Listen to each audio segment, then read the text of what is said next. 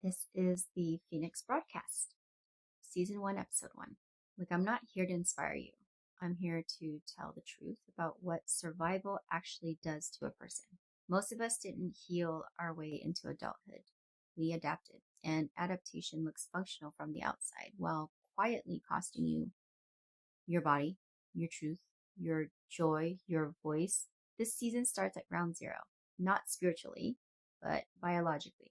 Safety, stability, belonging, money, family, the body, the nervous system, because nothing else works if this layer was compromised. And for a lot of us, it is. Survival doesn't just keep you alive, it shapes your personality. It teaches you how much truth is allowed, how much emotion is safe, how much of yourself to hide, and how useful you need to be to belong, how quiet, how funny, how strong, or agreeable you have to become. So when people ask, why am I like this? The answer is usually simple. It's because at some point, this version of you worked. And, well, it all comes with a price. When survival becomes your baseline, you stop choosing. You start managing reactions, managing other people's moods, managing money stress, managing disappointment, managing yourself, and eventually you forget what it feels like to rest inside your own body. That's conditioning. You didn't become too much. You became too responsible. You didn't lose your spark. You learned when it wasn't safe to show it. You didn't stop dreaming. You learned how dangerous hope feels when collapse is familiar. This is where it stopped being theoretical for me. My ground zero wasn't cute. It wasn't gentle. It wasn't some whisper from the heavens moment. It was a full body slam into reality. And I'm not dressing it up. Some of the shit that happened to me, it was evil, ugly, intentional, calculative. The kind of behavior people pull when they have no conscience, no moral compass, no problem stepping on whoever they need to get what they want. I'm not pretending that it didn't happen because it did. But here's the part that's actually mine, the part most people have trouble admitting.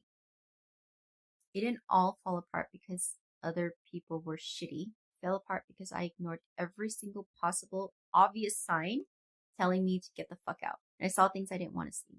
I felt things I didn't want to admit. I knew something was off, and I kept telling myself, no, maybe I'm overthinking it. I wasn't.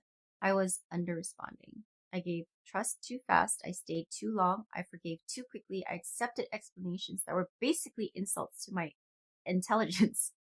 And the whole time I told myself I was loyal, compassionate, patient, anything but what it actually was.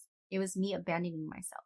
And when you abandon yourself long enough, the fallout is volatile. My collapse wasn't spiritual, not at first anyway. It was the emotional version of a building inspector walking in and saying, this whole structure needs to get demolished. We're shutting it down.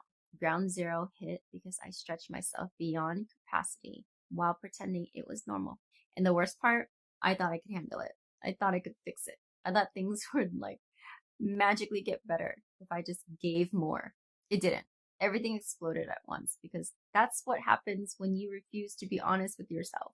Ground zero wasn't exactly punishment. It was consequence of not standing on my own side. I'm not responsible for what people did, obviously, but I am responsible for how long I let them sit at my table. And especially when they showed me that they can't even be trusted with a paper plate. And that's the truth. So if you are in your own version of ground zero, let me be blunt. Stop pretending you didn't see the signs. Stop making excuses for people who would never do the same for you. Stop calling it love when it's really you trying to earn someone's bare minimum. Stop carrying people who would rather watch you drown and call it a misunderstanding. Ground zero is the moment your tolerance finally taps the fuck out and your self-respect wakes up like, baby, we're done. That's when things start shifting. Not because you blame others, not because you shame yourself, but because you finally admit, yeah, I let way too much slide.